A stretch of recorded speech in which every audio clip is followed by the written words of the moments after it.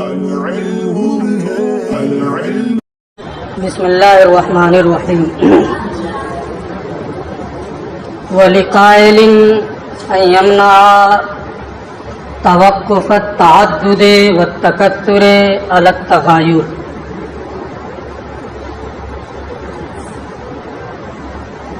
معتزلہ نے یہ کہا کہ اگر صفات زائد ہوں ذات سے تو ایسی صورت میں توحید کا ابطال ہوگا اس بات صفات کی صورت میں، کیونکہ صفات کئی ایک ہیں تو کئی ایک قدمہ ہوں گے اور یہ وحدانیت کے منافی ہے۔ نصارہ نے 3 قدیم کو ثابت کیا تو آپ نے ان کی تکفیر کی، آپ کئی ایک ثابت کریں گے تو آپ کی تکفیر کیوں نہیں ہوگی؟ اس کا جواب اشاعرہ کی جانب سے انہوں نے یہ دیا کہ صفات باری تعالی اور ذات باری یا بعض صفات بعض سے نہ عین ہے اور نہ غیر ہے، نہ ان میں اتحاد فی المفہوم ہے اور نہ ہی ان کا انفکاک ممکن ہے۔ تو دونوں میں صفات اور ذات باری میں تغایر نہیں ہے۔ تکثر و تعدد کے لیے تغایر ہونا چاہیے، اس میں تغایر نہیں ہے، غیریت نہیں ہے، اس لیے تعدد و تکثر کا اعتراض ابطال توحید کا اعتراض لازم نہیں آئے گا، یہ جواب دے دیا تھا۔ اب اس پر یہ اعتراض کر رہے ہیں کہ جب تغایر ہو تو تکثر و تعدد پایا جائے گا، یہ آپ کہہ رہے ہیں ایسا نہیں ہے، میں تسلیم نہیں ہے۔ تغایر نہ ہو پھر بھی تکثر و تعدد پایا جاتا ہے۔ کہاں پایا جاتا ہے؟ مثلا 1 ہے، 2 ہے، 3 ہے، 4 ہے، یہ سب مستقل ہیں، اور کئی ایک ہیں، 1 2 3 4 5 6 سب ہیں، نہ تکثر ہے، تعدد ہے، اور ان میں مغایرت نہیں ہے، تغایر نہیں ہے۔ کیوں تغایر نہیں ہے؟ کیونکہ 8 یہ 9 کا جز ہے، 7 یہ 8 کا جز ہے، جز اور کل میں تغایر ہوتا ہے، جز اور کل میں تغایر نہیں ہوتا ہے۔ اس میں ہر بڑا چھوٹے کا جز ہے، جز اور کل میں تغایر نہیں ہوتا ہے، تو اس میں 1 2 3 4 5 6 7 8 9 اس میں تغایر نہیں ہوگا۔ تغایر نہ ہونے کے باوجود بھی اس میں تکثر ہے، تعدد ہے، لہذا یہ کہنا کہ تکثر وہاں ہوگا جہاں تغایر ہوگا یہ تسلیم نہیں ہے نا۔ اور جب یہ تسلیم نہیں ہے تو جواب نہیں ہوا ابطال توحید والے کا۔ دیکھیے وَلِقَائِلٍ، معترض یہاں یہ کہہ سکتا ہے کہ وَلِقَائِلٍ، اور کسی قائل کو حق ہے کہ وہ جواز انفکاک کے معنی میں تغایر پر تعدد و تکثر کے موقوف ہونے پر منع وارد کرے، اور یہ کہے کہ تغایر بمعنی جواز انفکاک پر تعدد و تکثر موقوف ہے، اسے ہم تسلیم نہیں کرتے ہیں۔ کیوں تسلیم نہیں کرتے ہیں؟ للقطع، اس بات کے یقینی ہونے کی وجہ سے، بے ان مراتب الاعداد، کی جو اعداد ہیں مثلا 1 2 3 الی غیر ذلک وغیرہ، متعدد متکثر متعددۃ متکثرۃ، ان میں تعدد ہے اور تکثر ہے، ہر ایک مستقل ہے، 2 3 4 5 6 سب میں کیا ہے، سب مستقل ہیں، اور ایسا نہیں ہے کہ سب ایک ہی ہوں، 5 ایک ہو 6 ایک ہو، نہیں، اس میں تعدد و تکثر پایا جا رہا ہے۔ تو یہ یقین ہے کہ جو اعداد ہیں 1 2 3 اس میں تعدد و تکثر پایا جا رہا ہے، ما ان البعض جزء من البعض، باوجود اس کے کہ ان میں کے بعض کے جز ہیں، 8 9 کا جز ہے نا، 7 8 کا جز ہے، 6 7 کا جز ہے، 5 6 کا جز ہے، الا غیر ذالک۔ تو ان میں کے بعض کے جز ہیں، اس کے باوجود اس میں تعدد و تکثر پایا جا رہا ہے۔ والجزء لا یغایر الکل، اور جز اور کل میں تغایر نہیں ہوتا ہے۔ آپ نے یہ کہا کہ تعدد وہاں ہوگا جہاں تغایر ہو، یہاں تغایر نہیں ہے پھر بھی تکثر ہے، اس لیے تعدد و تکثر یہ تغایر پر موقوف ہے، یہ ہمیں تسلیم نہیں ہے، اس لیے آپ نے جو جواب دیا ہے وہ جواب نہیں ہو پا رہا، اس پر منع وارد ہو گیا۔ ایک اعتراض تو یہ ہو گیا۔ دوسرا اعتراض، وَأَيْضًا لَا يُتَصَوَّرُ نِزَاعٌ مِنْ أَهْلِ السُّنَّةِ فِي كَثْرَةِ الصِّفَاتِ وَتَعَدُّدِهَا مُتَغَايِرَةً كَانَتْ أَوْ غَيْرَ مُتَغَايِرَةٍ۔ اصل میں یہ ہے کہ متکلمین ہی کے مابین صفات ثبوتیہ میں اختلاف ہے، بعض 8 مانتے ہیں اور بعض 7 مانتے ہیں، بعض اس سے بھی زیادہ مانتے ہیں جو ترزیق وغیرہ کو صفات میں شمار کرتے ہیں۔ تو اگر صفات میں تعدد و تکثر نہیں ہے تو اختلاف کیسا؟ کوئی 7 کوئی 8 کوئی اس سے بھی زیادہ، جب تعدد و تکثر ہی نہیں ہے تو اختلاف کیسا؟ لہذا یہ کہنا کہ اس میں تعدد و تکثر وہاں پایا جاتا ہے جہاں غیریت ہوتی ہے، یہاں غیریت نہیں ہے تو تعدد و تکثر نہیں ہوگا، پھر یہ اختلاف کیسا ہے؟ تکثر کو تعدد کو تسلیم نہ کرنا یہ متکلمین کے مذہب کو چھوڑنا ہے۔ وائزن نیز اگر آپ کی بات تسلیم کر لی جائے تو اہل سنت کی جانب سے صفات کے کثیر ہونے اور متعدد ہونے میں نزاع کا، اختلاف کا کوئی تصور نہیں کیا جا سکتا ہے، متغایرتن کانت اور غیر متغیر، صفات خواہ متغیر ہوں یا متغیر نہ ہوں۔ حالانکہ اہل سنت کا اختلاف ہے، نزاع ہے اس کی تعداد کے بارے میں، لہذا یہ کہنا کہ اس میں تعدد و تکثر نہیں ہے یہ متکلمین کے مذہب کے خلاف ہے۔ یہ 2 چیزیں ہو گئی۔ ان دونوں اعتراضات کا جواب علامہ کے پاس کوئی نہیں تھا کہ متکلمین کی اس بات کو ثابت کر دیا جائے، ان دونوں اعتراضات کا جواب دے دیا جائے۔ اس لیے علامہ تفتزانی رحمۃ اللہ تعالی علیہ نے یہ فرمایا کہ تعدد و تکثر کو مان لینے ہی میں عافیت ہے، تعدد و تکثر کو مان لینے ہی میں عافیت ہے، پھر تقریر کیسے ہوگی؟ ابطال توحید لازم آئے گا، اس کا کیا جواب ہوگا؟ اس کی جانب یہ اشارہ کرتا ہے۔ فالاولا، لہذا بہتر یہ ہے ان یقال کی کہا جائے المستحیل تعدد ذوات قدیمۃ لا ذات و صفات۔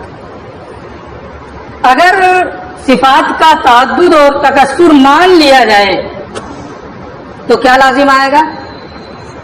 صفات قدیمہ کا تعدد، ذوات قدیمہ کا تعدد لازم آئے گا، ذوات قدیمہ کا تعدد لازم نہیں آئے گا، ہے نا؟ اور محال ذوات قدیمہ کا تعدد ہے، صفات قدیمہ کا تعدد یہ محال نہیں ہے۔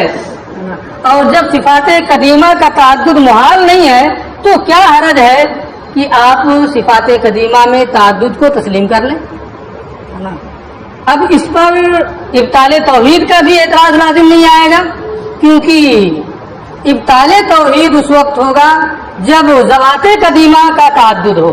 یہاں ذوات قدیمہ کا تعدد نہیں ہو رہا ہے، صفات قدیمہ کا تعدد ہو رہا ہے، لہذا توحید کا ابطال لازم نہیں آئے گا. فالاولا، لہذا راجح یہ کہنا ہے کہ المستحیل، کہ ہم تعدد و تکثر صفات میں مان رہے ہیں. اب اس پر یہ اعتراض کہ صفات قدیمہ کا تعدد لازم آئے گا، اس کا ہم جواب یہ دیں گے کہ محال ذوات قدیمہ کا تعدد و تکثر ہے، وہ یہاں لازم نہیں آ رہا ہے. لا ذات و صفات، ہے نا، ذات اور مجموعہ صفات، کہ ذات میں تعدد نہ ہو صفات میں تعدد ہو، یہ محال نہیں ہے. اور المستحیل و تعدد و ذوات قدیمت، محال کیا ہے؟ ذوات قدیمہ کا تعدد ہے، وہ یہاں لازم نہیں آ رہا ہے. لا ذات و صفات، صفات کو چھوڑ کر، ذات کو چھوڑ کر کے صفات کا تعدد یہ محال نہیں ہے، اور یہی یہاں لازم آ رہا ہے. لہذا تعدد کے مان لینے میں کوئی خرابی نہیں ہے، اور یہ ابطال توحید کا سبب نہیں ہوگا. لیکن یہاں یہ شبہ ہوگا کہ اگر صفات میں تعدد ہو اور صفات قدیم ہوں تو قدیم اور واجب کے مابین بقول آپ کے ترادف ہے، تو اس واسطے سے ان صفات کا صفات واجبہ کا تعدد ہوگا اور تعدد واجبہ بھی لازم آئے گا. یہ کہتے ہیں کہ ہم یہ بھی نہیں کہیں گے کہ صفات واجب الوجود بالذات ہیں، صفات کے واجب الوجود لذات ہی کا قول ہم نہیں کریں گے، بلکہ صفات واجب للذات ہیں، یعنی ذات باری تعالیٰ کے لیے واجب ہیں. فی نفسی ہی صفات ممکن ہیں، جب فی نفسی ہی ممکن ہوں گے تو ان کا حادث ہونا لازم آئے گا. اس کا کیا جواب ہوگا؟ بعد میں وہ آ رہا. وَأَنْ لَا يُجْتَرَى عَلَى الْقَوْلِ بِكَوْنِ الصِّفَاتِ وَاجِبَةَ الْوُجُودِ لِذَاتِهَا. اور بہتر یہ ہے کہ صفات کے واجب الوجود لذات ہی ہونے کے قول کی جرات نہ کی جائے. یعنی آپ یہ نہ کہیں کہ صفات باری تعالیٰ واجب الوجود لذات ہی ہیں. کیوں؟ اگر ان کو واجب الوجود لذات ہی کہیں گے تو واجب اور قدیم میں ترادف ہے، تو ایسی صورت میں، اور صفات قدیم ہے اور ترادف ہونے کی صورت میں تعدد وجبہ لازم آئے گا. اس لیے اس بات یہ کہنے کی جرات نہ کی جائے کہ صفات باری تعالیٰ واجب الوجود بالذات ہیں، لذات ہی وہ واجب الوجود ہیں. کیوں نہ کہا جائے؟ تب کیا کہیں؟ بل یقال، بلکہ یہ کہا جائے ہے واجبۃ لا لغیرہا، کہ صفات واجب ہیں لیکن یہ واجب ہونا دوسرے کی وجہ سے نہیں، دوسرے کے لیے نہیں. لا لغیرہا، یہ واجب ہونا کہا جائے کہ صفات واجب ہیں لا لغیرہا، لیکن ان کا واجب ہونا دوسرے کے لیے نہیں ہے. بل لما لیس عینہا ولا غیرہا، بلکہ یہ اس کے لیے واجب ہے جو نہ عین ہے اور نہ غیر ہے. لیسا میں جو ضمیر ہے وہ ماں کی جانب راجع. بل لما لیس عینہا ولا غیرہا، بلکہ صفات یہ واجب ہے اس کے لیے، ہے نا، کہ جو صفات کے لیے نہ عین ہے اور نہ غیر ہے، اور صفات کے لیے جو نہ عین ہے نہ غیر ہے وہ کیا ہے؟ ذات باری تعالیٰ. تو صفات یہ واجب ہے دوسرے کے لیے نہیں، بلکہ صفات یہ اس کے لیے واجب ہے جو نہ صفات کے لیے عین ہے اور نہ صفات کے لیے غیر ہے، وہ ذات کون سی ہے؟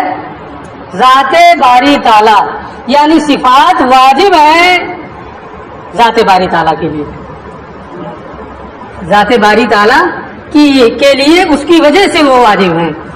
آنی ذات اللہ تعالیٰ و تقدسہ. اس سے ہماری مراد لما لیسا عینہا ولا غیرہا سے یہ ہے کہ اس پوری بحث سے ہماری مراد لا لغیرہا بل لما لیسا عینہا ولا غیرہا ہے نا. آنی ذات اللہ تعالی و تقدسہ، اس بحث سے پوری اس کا خلاصہ یہ ہے کہ صفات واجب تعالیٰ یہ واجب ہے، لیکن یہ واجب لذات اللہ ہے نا. اللہ عز و جل ذات باری تعالیٰ کے لیے، ذات باری تعالیٰ کی وجہ سے وہ کیا ہے؟ واجب ہے. اپنی ذات کی وجہ سے وہ، یعنی ان کا واجب الوجود ہونا یہ ذاتی نہیں ہے، ان کا واجب الوجود ہونا یہ ذاتی نہیں ہے، بلکہ وہ واجب الوجود ہے ذات باری تعالیٰ کے لیے یا ذات باری تعالیٰ کی وجہ سے. اور جب صفات کا واجب الوجود ہونا یہ ذاتی نہیں ہے، بلکہ وہ ذات باری تعالیٰ کے لیے یا اس کی وجہ سے واجب ہے، تو اب ایسی صورت میں صفات اور ذات واجب اور قدیم میں ترادف کے باوجود صفات کے قدیم ہونے کی صورت میں ان صفات کا واجب الوجود بالذات ہونا لازم نہیں آئے گا. واجب الوجود بالذات یعنی ان کا وجود ذاتی جب ہے نہیں، وہ ان کا واجب الوجود ہونا ذاتی نہیں ہے نا. تو جب واجب الوجود ہونا ذاتی نہیں ہے تو ان کے قدیم ہونے سے تعدد وجبہ بالذات لازم نہیں آئے گا، بلکہ تعدد وجبہ ہوگا بھی تو ایسا قدیم اور ایسا واجب جو دوسرے کی وجہ سے واجب ہو رہا ہے. اس لیے اس بات کی جرات نہ کی جائے کہ واجب الوجود کی جو صفات ہیں وہ صفات لذات ہی واجب ہیں، یہ نہ کہا جائے، بلکہ دوسرے کے لیے وہ واجبۃ لا لغیرہا، وہ دوسرے کی وجہ سے دوسرے کے لیے، بلکہ وہ واجب ہے دوسرے کے لیے نہیں، بلکہ اس کے لیے جو نہ عین، جو صفات کا نہ عین ہے اور نہ غیر ہے، یعنی ذات باری تعالیٰ کے لیے یا ذات باری تعالیٰ کی وجہ سے وہ واجب ہے. وہ یقین ہذا مراد من قال، اور یہی ان لوگوں کی بھی مراد ہے جو جنہوں نے یہ کہا ہے واجب الوجود لذات ہی، یعنی متاخرین جو یہ کہتے ہیں کہ واجب الوجود لذات ہی وہ اللہ تعالی اور اس کی صفات ہیں، تو یہی ان لوگوں کی بھی مراد ہے کہ اللہ عز و جل جو ہے اس کا واجب الوجود ہونا بالذات ہے، ذاتی ہے، اور صفات یہ واجب الوجود ہیں ذات باری تعالیٰ کے لیے یا ذات باری تعالیٰ کی وجہ سے. یہ نہیں ہے کہ ذات باری تعالیٰ بھی واجب بالذات ہے اور صفات باری تعالیٰ بھی واجب بالذات ہے. وَيَكُونُ هَذَا مُرَادُ مَنْ قَالَ، یہی ان لوگوں کی بھی مراد ہے جنہوں نے یہ کہا ہے کہ واجب الوجود لذات ہی وہ اللہ عز و جل اور اس کی صفات ہیں، یعنی اللہ ذات باری تعالیٰ واجب الوجود بالذات ہے اور صفات باری تعالیٰ یہ واجب الوجود لذات ہے نا. تو اب ان پر بھی کوئی اعتراض نہیں ہوگا.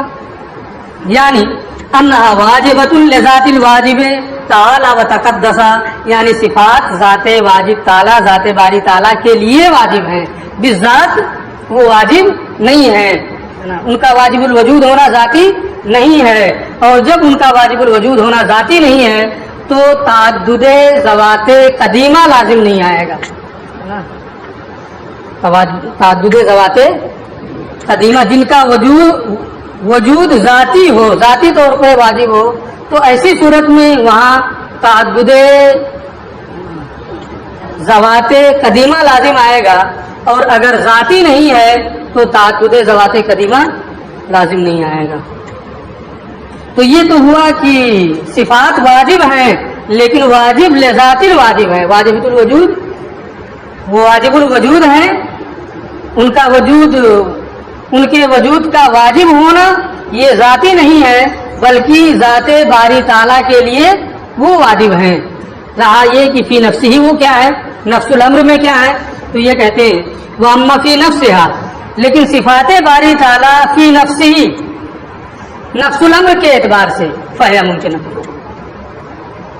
ذات باری تعالیٰ کے لیے تو صفات کیا ہے, واجب ہیں, لیکن فی نفس ہی نفس الامر کے اعتبار سے وہ صفات کیا ہے, ممکن ہے. اب اس پر یہ اعتراض کہ اگر صفات ممکن ہے تو یہ ایک عام ضابطہ ہے کل ممکن حادث, ہر ممکن حادث ہے, تو صفات باری تعالیٰ کا حادث ہونا لازم آئے گا. یہ کہتے ہیں کہ نہیں, صفات ممکن ہے نفس الامر کے اعتبار سے. رہا آپ کا اس ضابطے کی بنیاد پر یہ کہنا کہ صفات کا حادث ہونا لازم آئے گا, یہ ہمیں تسلیم نہیں ہے. صفات کا حادث ہونا لازم آئے گا یہ ہمیں تسلیم نہیں ہے. کیوں تسلیم نہیں ہے, اس کی وجہ وَأَمَّا فِي نَفْسِهَا فَهِيَ مُمْكِنَةٌ, لیکن صفات فی نفسہ تو یہ کیا ہے, ممکن ہے. وَلَا اسْتِحَالَةَ فِي قِدَمِ الْمُمْكِنِ, اور ممکن کے قدیم ہونے میں کوئی استحالہ نہیں ہے. پھر کل ممکن حادث, یہ ضابطہ کہا جائے گا جب ممکن کے قدیم ہونے, ممکن قدیم ہو گیا, ناممکن تو حادث ہوتا ہے, ہر ممکن حادث ہے. کہ آپ یہاں کہہ رہے ہیں کہ ممکن کے قدیم ہونے میں کوئی استحالہ نہیں ہے, یعنی ممکن قدیم ہو سکتا ہے نا, تو یہ تو اس ضابطے کے خلاف ہو گیا کل ممکن حادث کے.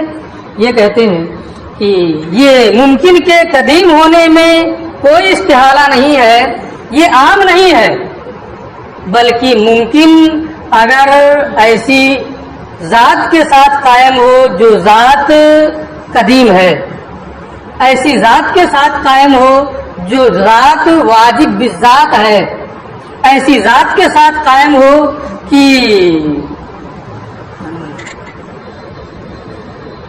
ایسی ذات کے ساتھ ذات قدیم کے ساتھ قائم ہو, ایسی ذات کے ساتھ قائم ہو جو واجب ہے اور اس سے منفصل نہ ہو, تو وہ ممکن حادث نہیں ہے. کل ممکن حادث کا جو ضابطہ ہے یہ ضابطہ اس ممکن کے بارے میں ہے جس کا قیام حوادث کے ساتھ ہو. اگر ممکن حوادث کے ساتھ قائم ہو تو وہ ممکن کیا ہے, حادث ہے. لیکن ممکن اگر قدیم ذات کے ساتھ قائم ہو, واجب ذات کے ساتھ قائم ہو اور اس سے منفصل نہ ہو سکے تو وہ قدیم ہوتی ہے, وہ ممکن کیا ہوتا ہے, قدیم ہوتا ہے. یہاں صفات جو ہیں یہ ممکن ہے, لیکن یہ قائم کس کے ساتھ ہے, حادث کے ساتھ, حادث کے ساتھ قائم نہیں ہے. اس لیے ان کے قدیم ہونے میں کوئی استحالہ نہیں ہے. ولا استحالۃ فی قدم الممکن, اور ممکن کے قدیم ہونے میں کوئی استحالہ لازم نہیں آئے گا. کب, اذا کان قائم بذات القدیم, جبکہ وہ ممکن قدیم کی ذات کے ساتھ قائم ہو, واجباً بھی, اور اس قدیم کی وجہ سے وہ واجب ہو, غیر منفصل عنہ ہو, اور اس قدیم سے وہ جدا نہ ہو. یہاں جو صفات ممکن ہیں یہ قدیم کی ذات کے ساتھ قائم ہے, اس سے ان کا انفکاک نہیں ہو سکتا ہے, لہذا ان کے قدیم ہونے میں کوئی کلام نہیں ہے, وہ قدیم ہو سکتے. ٹھیک ہے. اب ایک چیز اور, فلیسا کلو قدیم الہ, یہ بھی یاد رہے کہ جو قدیم ہوگا ہر قدیم معبود نہیں ہوتا ہے. وہ قدیم معبود ہے جس کا قدم ذاتی ہو. صفات قدیم ہے لیکن ان کا قدیم ہونا ذاتی ہے, ان کا قدیم ہونا ذاتی نہیں ہے, اس لیے صفات معبود نہیں ہوں گے, اس لیے تعدد الہ لازم نہیں آئے گا. فلیس کل قدیم الہ, اور ہر قدیم معبود نہیں ہو سکتا ہے. کیوں؟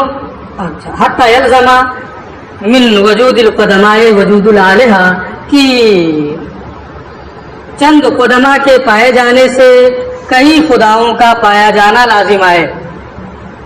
کہ کئی قدیم پالی گئے, صفات قدیم ہے, صفات کئی ایک ہے, تو اب ان کے پائے جانے سے چند خداؤں کا پایا جانا لازم آئے, یہ لازم نہیں آئے گا. کیوں؟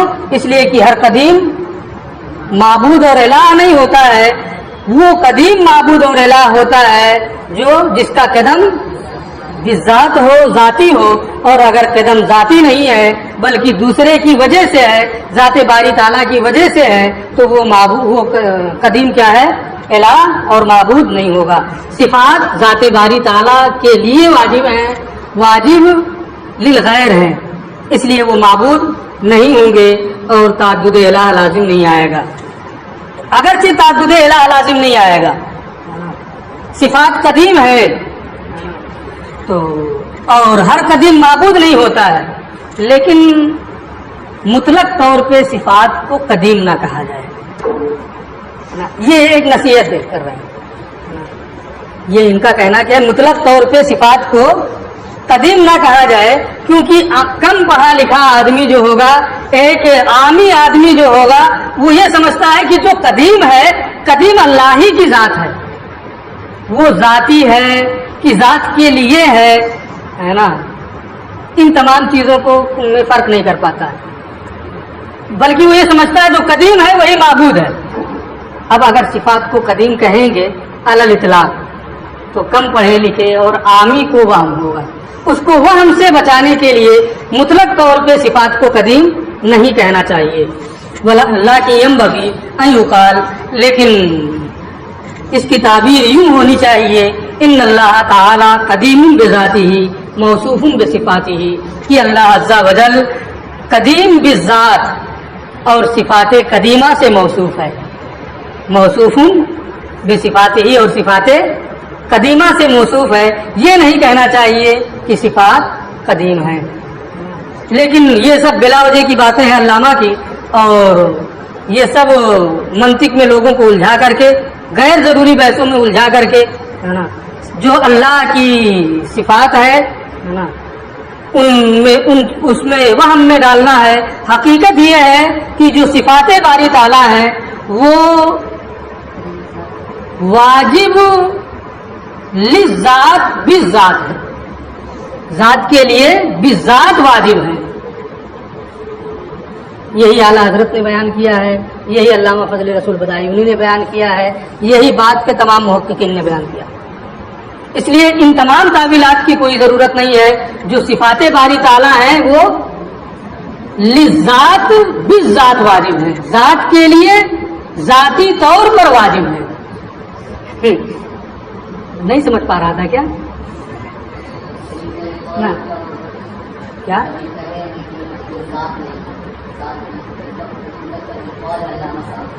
اللہ ان کی بات تسلیم کرنا کوئی ضروری تھوڑا ہے کہ ہم ان کی بات تسلیم ہی کر لیں۔ ہر بات کا تسلیم کرنا ضروری نہیں، صحیح ہے۔ جہاں تسلیم کرنے کے لائق ہوگا، ماسبق میں اصل میں کیا ہے کہ وقت کا محتاج ہے نا، ہر جگہ تفصیل نہیں کی جا سکتی۔ جہاں انہوں نے یہ کہا ہے کہ لو کان فیہما الہ الا اللہ حجت اقناعیہ ہے، بات کے محققین نے اس کی بنیاد پر ان کی تکفیر تک کی ہے، حجت قطعی ہے، لیکن اب وہ ساری تفصیلات درسگاہ میں نہیں بتائی جا سکتی، ہر بات تسلیم کرنا ضروری نہیں ہے۔ صحیح یہ ہے کہ ذات باری تعالیٰ کی جو صفات ہیں وہ لذات بالذات واجب ہیں، یعنی ذات باری تعالیٰ کے لیے ذاتی طور پر واجب ہیں، اور ان کی یہ بات تسلیم ہے کہ ہر ممکن کا قدیم ہونا محال نہیں ہے نا، یہ بات تسلیم ہے۔ بہرحال کیا تو پوچھ رہا تھا، پوچھ لے بھائی، نہیں تو یہ ہوگا ہم کو جواب۔ اصل میں یہ ہو جاتا ہے کہ ہم کو جواب نہیں دیا ہے نا، میں اس سے بچنا چاہتا ہوں کہ جواب نہیں دیا۔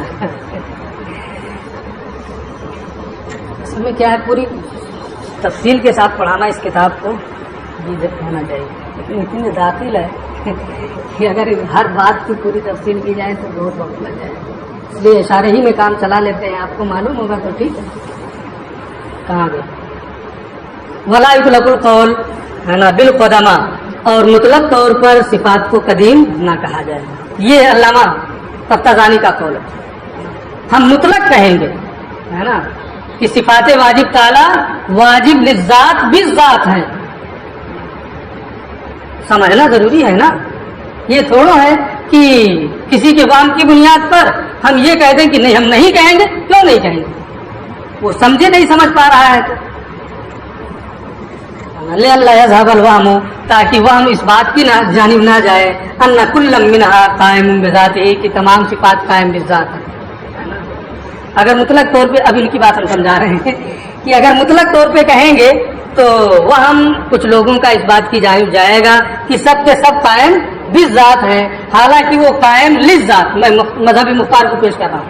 وہ قائم واجب الوجود صفات جو ہیں یہ قدیم للذات بالذات ہیں، ذات کے لیے ہے نا، ذاتی طور پر یہ کیا ہے؟ واجب ہے.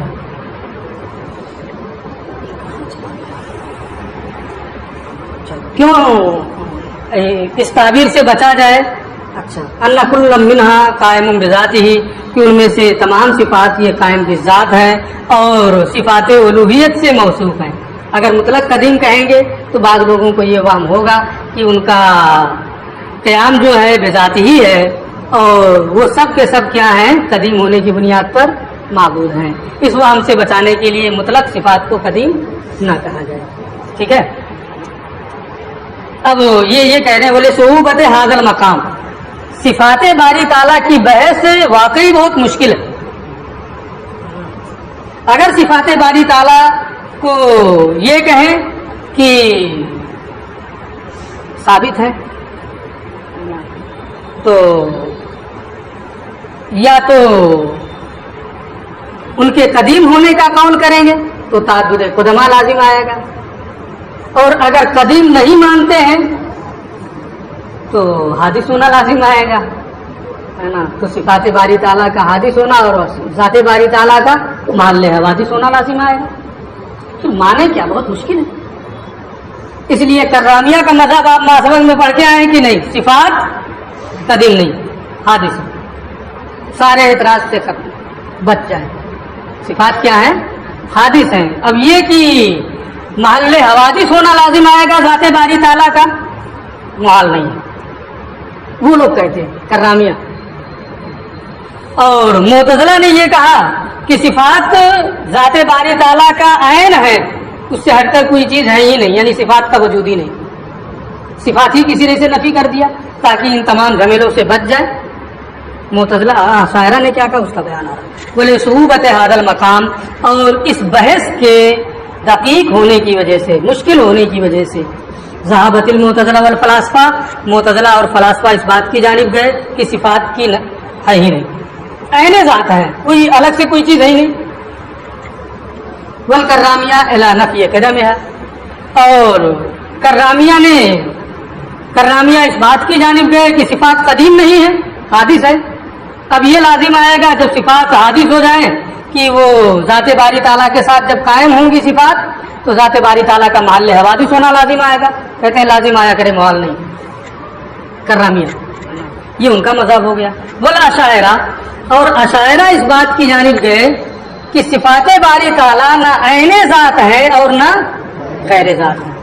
عین ذات نہیں ہے اس لیے کہ اتحاد فی المفہوم نہیں ہے، غیر ذات نہیں ہے اس لیے کہ انفکاک ممکن نہیں ہے. غیر ذات نہیں ہے اس لیے کہ انفکاک ممکن نہیں ہے، بلکہ جب عین ذات بھی نہیں ہے غیر ذات بھی نہیں ہے تو ہے کیا؟ صفات یہ ذات واجب تعالیٰ کے لیے واجب بالذات ہے نا. ذات باری تعالیٰ کے لیے واجب بالذات ہے، ذاتی طور پر ذات باری تعالیٰ کے لیے واجب ہے. اب یہ تو ہو گیا کہ کرامیہ کا یہ مذہب ہے، معتزلہ کا یہ مذہب ہے، اشاعرہ کا یہ مذہب ہے. اب اشاعرہ کے اس مذہب پر لا ہوا ولا غیر ہو، نہ عینیت ہے نہ غیریت ہے. ایک اعتراض یہ ہوتا ہے کہ ھذا فی الظاہر رفع للنقیضین، یہ بظاہر ارتفاع نقیضین اور حقیقت میں اجتماع نقیضین ہے. جہاں بھی ارتفاع نقیضین ہوتا ہے وہاں حقیقت میں اجتماع نقیضین ہوتا ہے. منطق میں آپ نے اس کو پڑھ لیا. جہاں بھی ارتفاع نقیضین ہوتا ہے وہاں حقیقت میں اجتماع نقیضین ہوتا ہے. ابھی ہم یہاں سمجھا رہے ہیں، گھنٹی لگ گئی. فَإِنْ قِيلَ هَذَا فِي الظَّاهِرِ، اگر یہ کہا جائے کہ یہ تو ظاہر میں ارتفاع نقیضین ہے، کیونکہ کہا جا رہا ہے کہ لا ہوا نہ عین ہے، لا ہوا ولا غیر ہو نہ غیر ہے، تو دونوں کی نفی کر دی گئی، تو کیا ہوا؟ ارتفاع نقیضین ہو گیا۔ لیکن حقیقت میں یہ کیا ہے؟ اجتماع نقیضین ہے، کیونکہ عینیت اور غیریت میں کیا ہے؟ تناقض ہے، ایک دوسرے کی ضد ہے۔ اور ضدین میں ضابطہ یہ ہے کہ ایک ضد کی جب نفی کی جاتی ہے تو دوسرے کا ثبوت ہو جاتا ہے۔ جب انہوں نے یہ کہا لا ہوا عین نہیں ہے تو غیر کا ثبوت ہو گیا، اور جب یہ کہا کہ لا غیر ہے نا تو عین کا ثبوت ہو گیا، تو عینیت کا ثبوت ہو گیا لا غیر کہنے کی بنیاد پر، اور غیریت کا ثبوت ہو گیا لا عین کہنے کی بنیاد پر، تو اجتماع نقیضین ہو گیا۔ تو ظاہر میں یہ ارتفاع نقیضین ہے اور حقیقت میں کیا ہے؟ اجتماع نقیضین ہے، اور یہ باطل ہے۔ اور جب یہ باطل ہے تو لا ہوا ولا غیر ہو باطل ہوگا۔ اس کا جواب